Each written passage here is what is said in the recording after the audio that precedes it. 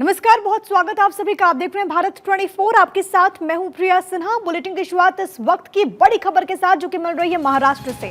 Seat बंटवारे पर MVA की बैठक खत्म हो चुकी है। महाविकास अघाड़ी की बैठक जो कि कई घंटों तक चली, उसके खत्म होने की जानकारी है। ये तस्वीरें आपकी टीवी स्क्रीन पर। उद्धव ठाकरे के आवास पर एमवीए की बैठक हुई। बैठक में शरद पवार भी मौजूद रहे, संजय राउत, जयंत पाटिल की मौजूदगी।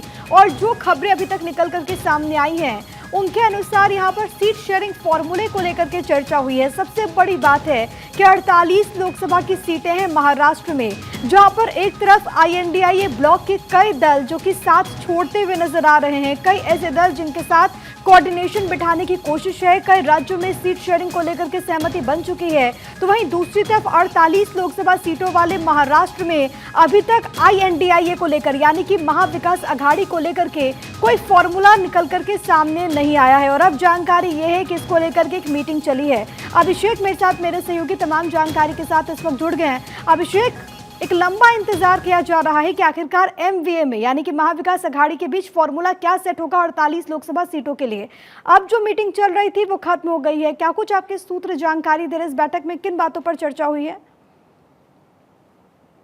बिल्कुल, देखिए ये तो एक महत्वपूर्ण बैठक थी, जाहिर सी बात है। देखिए लेकिन इस बैठक में पहली बात तो शरद पवार से लेकर अजीत पवार, माफ कीजिएगा, शरद पवार और साथ ही जयंत पाटिल, उनके पार्टी के लोग मौजूद थे। और उसके अलावा उद्धव ठाकरे से लेकर आदित्य ठाकरे तमाम और संजय राउत खुद मौजूद थे। तो देखिए अब तक जो मीटिंग यानी अगर हम प्रकाश आंबेडकर की बात कर रहे हैं, प्रकाश आंबेडकर जो कि इस बैठक में हालांकि लगातार शामिल नहीं हो रहे हैं, लेकिन उन्होंने पहले साफ कह दिया है कि 15 सीटों पर अभी भी लगातार इनके बीच यानी कांग्रेस और शिवसेना के बीच में पेच फंसा हुआ है। 15 सीटों का पहले वो पेच सुलझाएं, उसके बाद हम साथ में आएंगे नहीं आएंगे इस पर तय होगा। तो मान सकते हैं कि 15 सीटों पर अभी भी लगातार पेच फंसा हुआ है। हालांकि संजय राउत ने इन तमाम बातों से इंकार किया। उन्होंने साफ साफ कहा कि प्रकाश आंबेडकर को बल्कि उन्होंने 4 सीट देने का ऑफर दिया हुआ था, 4 सीट उन्हें हम देंगे, लेकिन उस पर मानने को तैयार नहीं है। लेकिन अभी भी हम उनसे लगातार संपर्क में हैं। लेकिन अब बात आती है कि किस तरीके से, चूंकि आपको पता है कि महाराष्ट्र में अगर हम उत्तर प्रदेश की बात करें तो सबसे बड़ा राज्य अगर लोकसभा के हिसाब से आता है तो महाराष्ट्र आता है। 48 लोकसभा की सीटें होती है और इस पर एनडीए की जाहिर सी बात है बड़ी नजर है।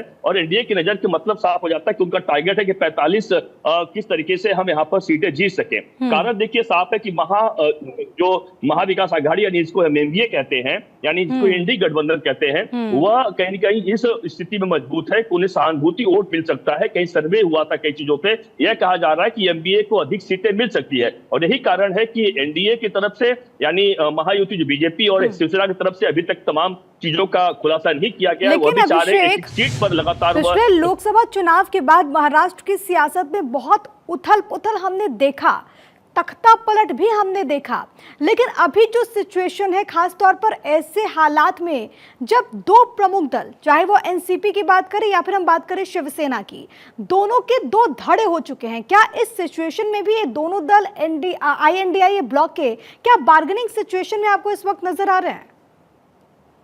बिल्कुल, देखिए बिल्कुल सही कहा आपने। बिल्कुल यही लग रहा है कि उनकी स्थिति मजबूत है। इसलिए मैंने बताया कि देखिए एक जो सर्वे कुछ हुए थे, सर्वे इन लोगों ने कराया था, तो सर्वे में यह समझ में आया कि महाविकास अघाड़ी का या एनडीए अलायंस के पक्ष में कुछ चीजें हैं। लेकिन देखिए यह समझना होगा राजनीतिक परिदृश्य आज क्या है कल क्या होगा यह कोई कह सकता नहीं है। राजनीति में कहा जाता है ना, बदलते हुए रंगों का खेल है राजनीति। कब कब रंग कहाँ बदल जाए वह समझ से परे हो जाता है। तो अब जाहिर सी बात है, बिल्कुल महाराष्ट्र में पिछले 2.5 साल की बात करें तो कब नेता आज रात में किसी चाय पी रहा है, सुबह चाय पी रहा है, उसके बाद दोपहर में कहां होगा यह कहना बड़ा मुश्किल हो जाता है। ये तो महाराष्ट्र राजनीति देखा गया है।